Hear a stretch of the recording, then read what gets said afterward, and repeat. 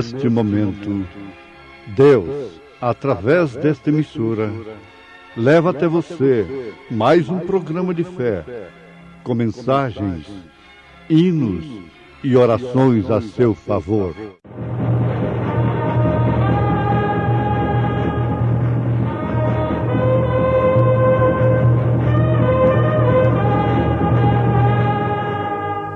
Fé para vencer.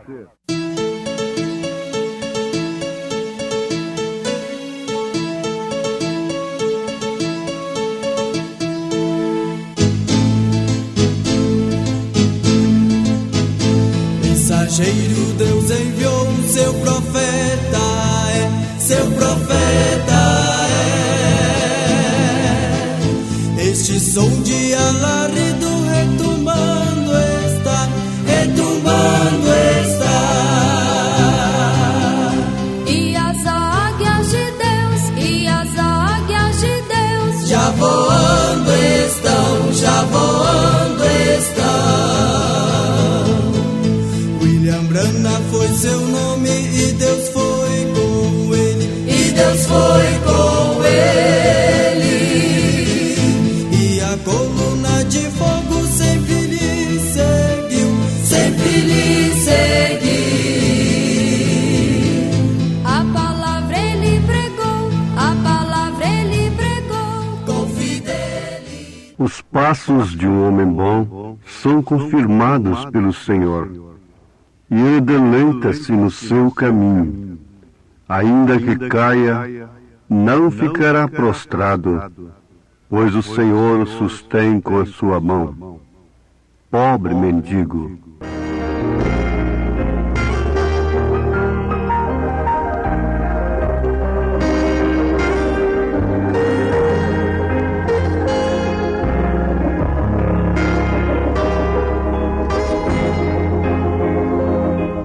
Não há ninguém que é bom, senão um que é Deus.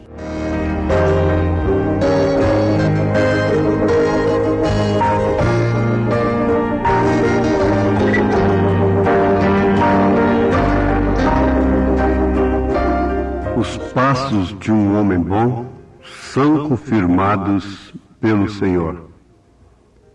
E ele deleita-se no seu caminho. Ainda que caia, não ficará prostrado, pois o Senhor o sustém com a sua mão. Ouvintes, nós encontramos isto no Salmo 37. E quem está dizendo isto, quem escreveu esse salmo e fez esta declaração, o fez não apenas por inspiração, o que é verdade, houve inspiração, mas sobretudo o fez foi inspirado através da experiência própria.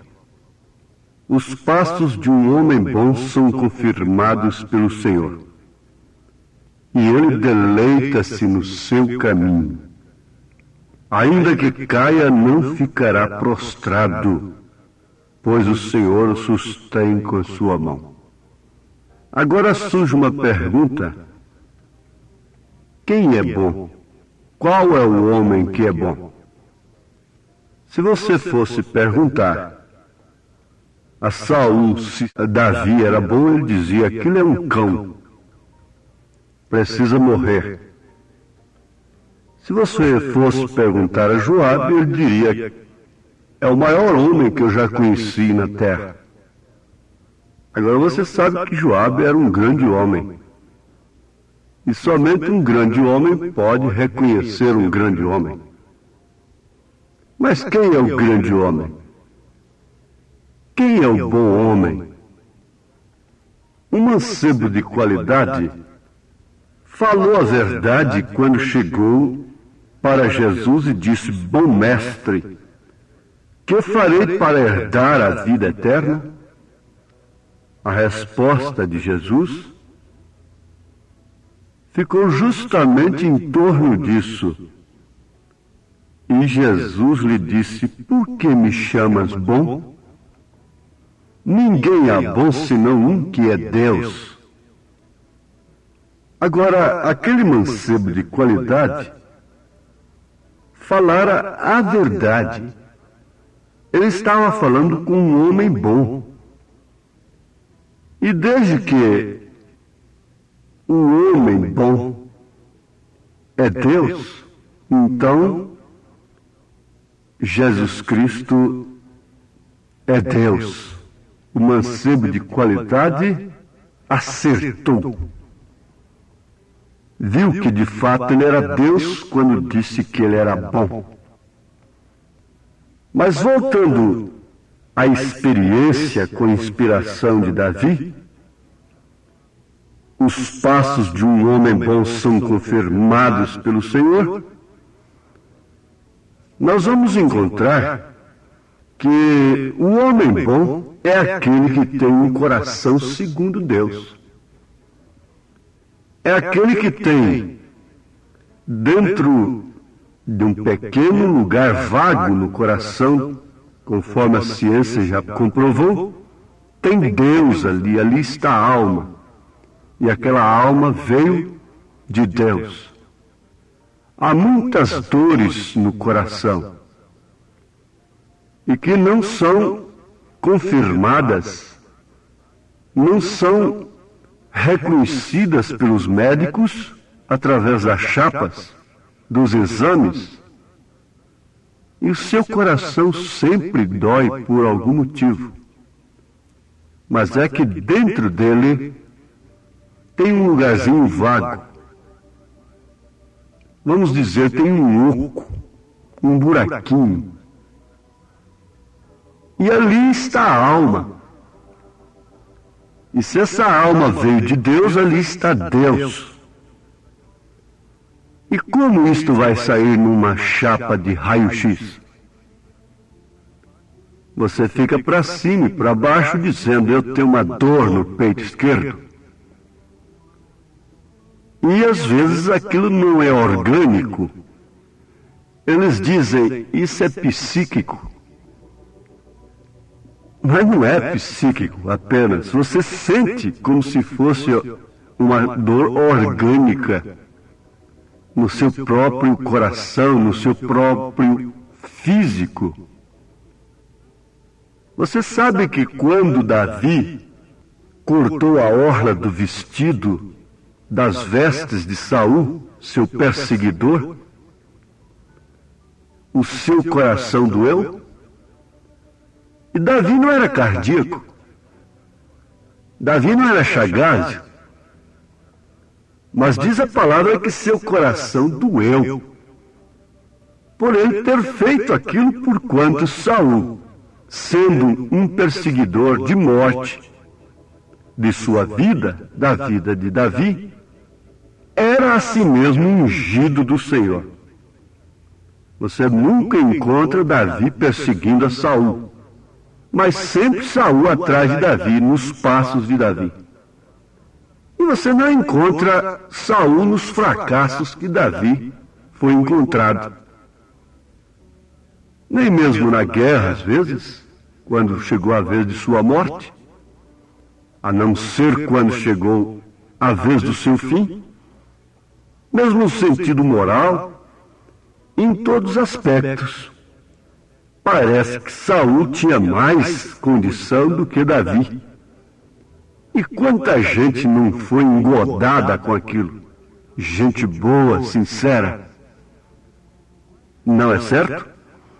Mas o fato é que o homem bom é aquele que tem uma alma que veio de Deus, porque a alma é a natureza do Espírito, e se esta alma veio de Deus, ela dói dentro do coração. Ela sente no coração as emoções do cristão, as dores, as tristezas. Tudo são segundo Deus. Por isso opera a salvação. Agora, os passos são decisões. Todos os heróis da fé decidiram a dar passos dar os passos que deram, em todos os sentidos.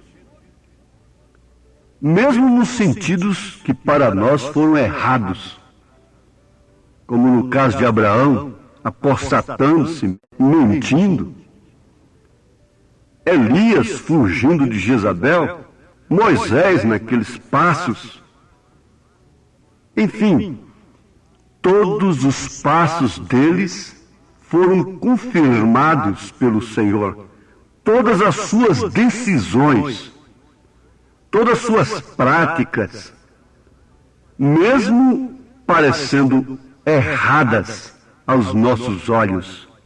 Porque não é tudo que parece certo para nós que está certo para Deus. E não é tudo que parece errado para nós que está errado diante de Deus. Nem toda nuvem negra significa desaprovação de Deus, como também nem toda bonança significa aprovação de Deus. O cristão não se dirige nem por uma coisa, nem por outra. Não se deixa abater, se derrotar, se arrasar por causa das dificuldades e nem tampouco se gloria e descansa com a bonança e a tranquilidade.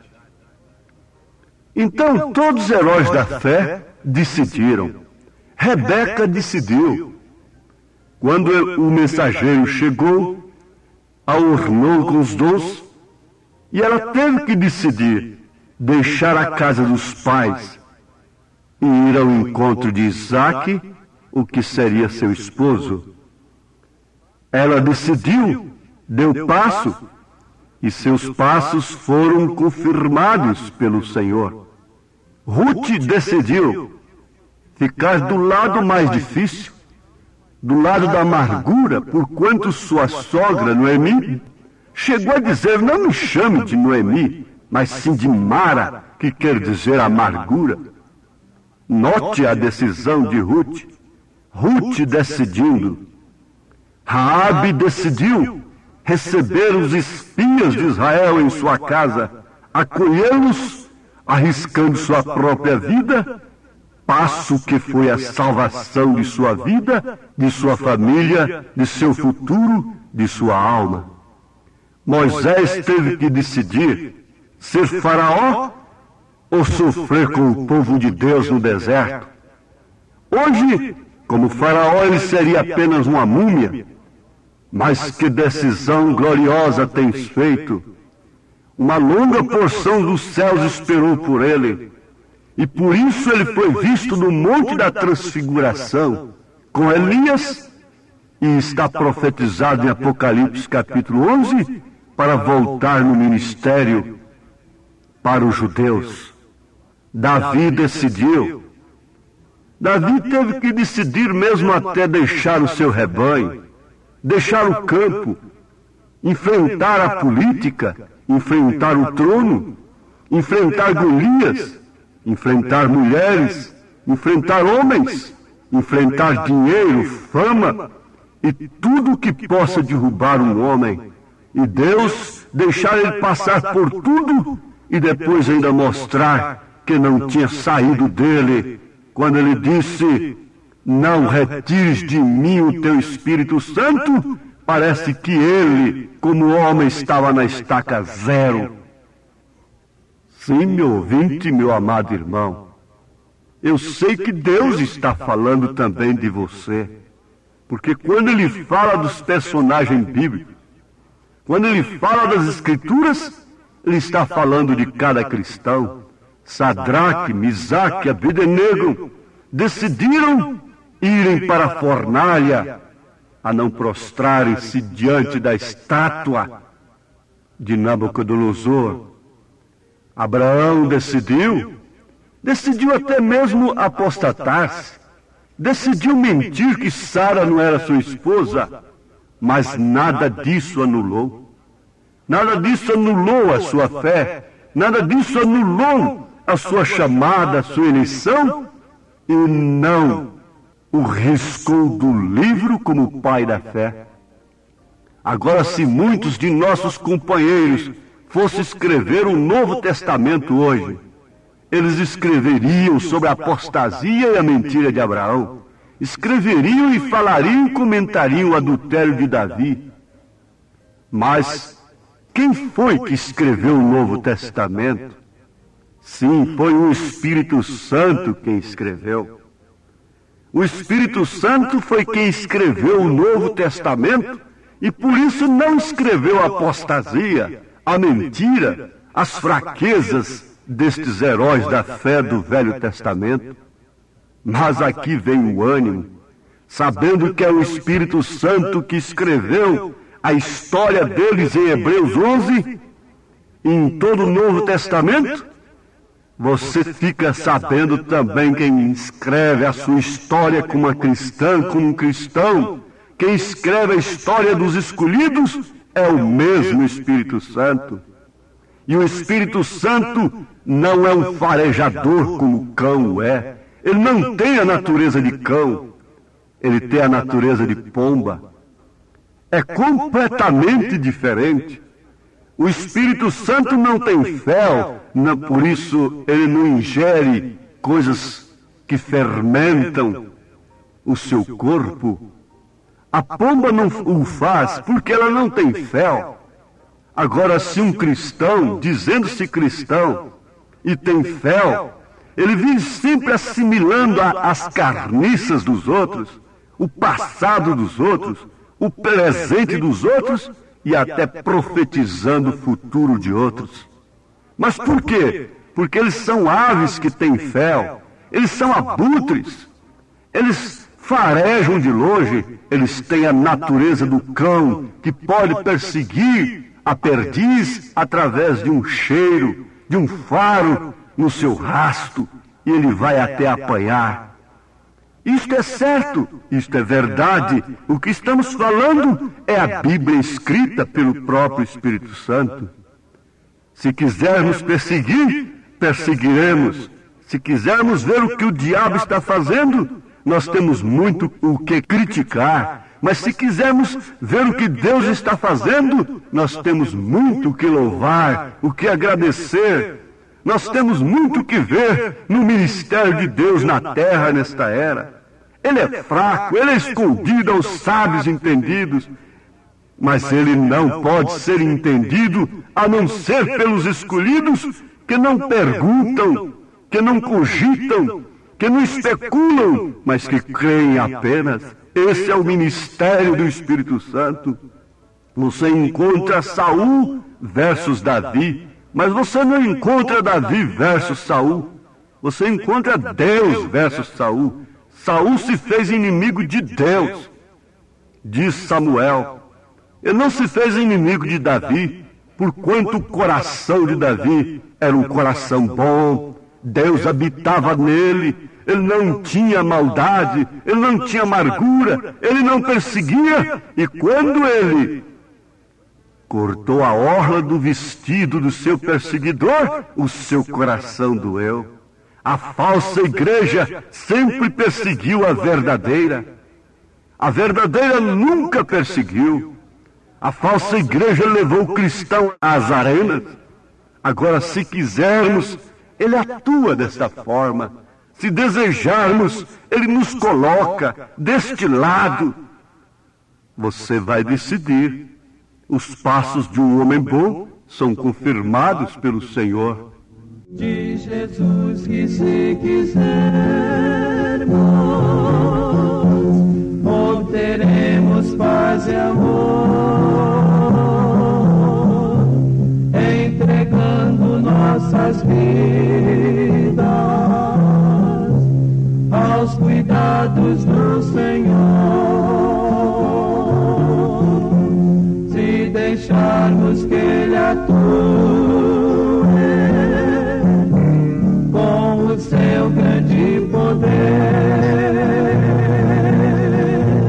Ele nos dá alegria, a paz e a harmonia, inunda o nosso ser. Então vamos agora para o ânimo do momento. Quem escreve a sua história é o Espírito Santo. para o outro lado da vida. O seu Novo Testamento não é escrito pelo seu marido, pela sua mulher, pelo seu vizinho, por irmãos, por irmãs. O seu Novo Testamento é escrito com letra vermelha, sim, com o sangue de Jesus Cristo. O seu Novo Testamento traz sua cura, traz seu levantamento, traz confiança. O seu Novo Testamento te leva a falar consigo mesmo: bendiz, ó minha alma, bendiz ao Senhor, e não te esqueças de nenhum de seus benefícios, pois é Ele quem perdoa todas as tuas iniquidades, é Ele quem te redime do mal, é Ele quem te sara, é Ele quem te batiza, é Ele quem te consola. Não te esqueças desses benefícios, crê somente, e Deus te abençoe agora, em nome de Jesus Cristo. Amém.